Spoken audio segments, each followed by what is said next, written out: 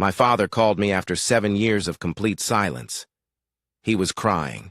He begged me for forgiveness. But it was too late. I remembered the day he threw me out of his house, refusing to hear my side of the story. The day my stepmother, an evil woman who had tormented me for years, destroyed my life with a single lie. I had a happy childhood once. My parents divorced when I was 9, but they both loved me deeply. I lived with my mom during the week and spent weekends with my dad.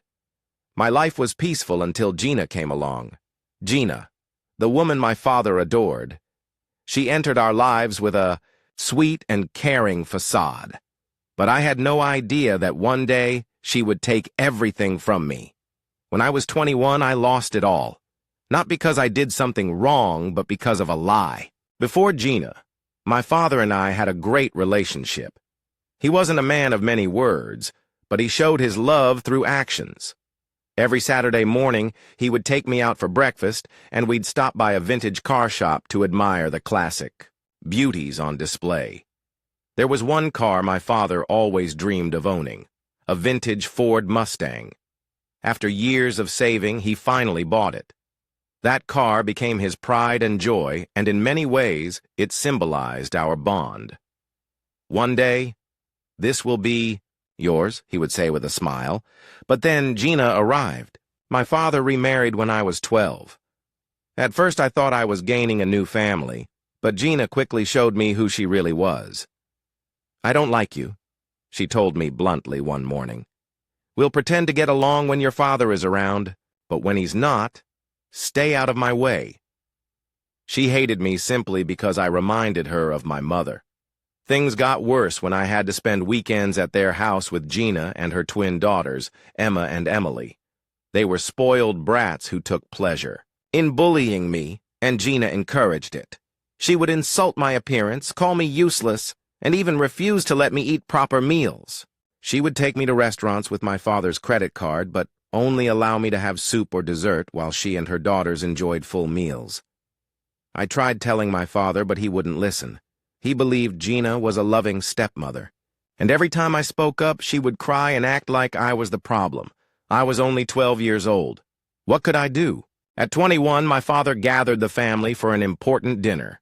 He announced that he had finalized his will. Gina would inherit the house. Emma and Emily would receive money from his shared bank account with Gina. As for me, I would inherit his entire retirement fund and, most importantly, his beloved Mustang. I smiled. That car wasn't just a vehicle. It was a reminder of the father I used to have. But when I glanced at Gina, her face had darkened. Then, out of nowhere, she burst into tears. "I can't stay silent anymore. I've suffered for years, but I have to tell the truth." The room fell silent. He harassed me for years. My blood ran cold.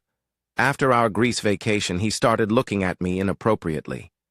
He would stand outside my bedroom, trying to peek inside. He made me so uncomfortable, but I kept quiet because I didn't want to break this family apart. I shot up from my seat. "You're lying! This is insane!" But Gina kept crying. Emma and Emily gasped in horror. I turned to my father, expecting him to defend me. Instead, he sat there, silent. Then he said the words that shattered me completely. "You need to leave. I need time to think." I begged him to believe me, to remember the son he had raised. But he wouldn't look at me. I left that night, my heart shattered beyond repair. The years that followed were dark. Gina and her daughters continued harassing me through texts, and I had to change my number. My mother was my only lifeline. Without her, I don't know if I would have survived. Eventually, I met Mara. She was the one who helped me heal, the one who made me believe in happiness again. Then, 7 years later, my phone rang, a number I didn't recognize. I picked up. "It's me, your father." I froze. I was wrong. I know the truth now. It turned out that Gina had been cheating on my father with his best friend for years. When confronted, she finally admitted everything, including the fact that she had fabricated the allegations against me just to secure her and her daughter's inheritance. My father divorced her, leaving her with nothing. Please, he begged. Can we fix this? I laughed bitterly. You are no father of mine. Then I hung up. For the first time in years, I felt free. My father lost me the day he chose to believe Gina's lies, and that was a choice he could never undo. Today, I am happy. I proposed to Mara, and she said yes. I have learned that family isn't about blood.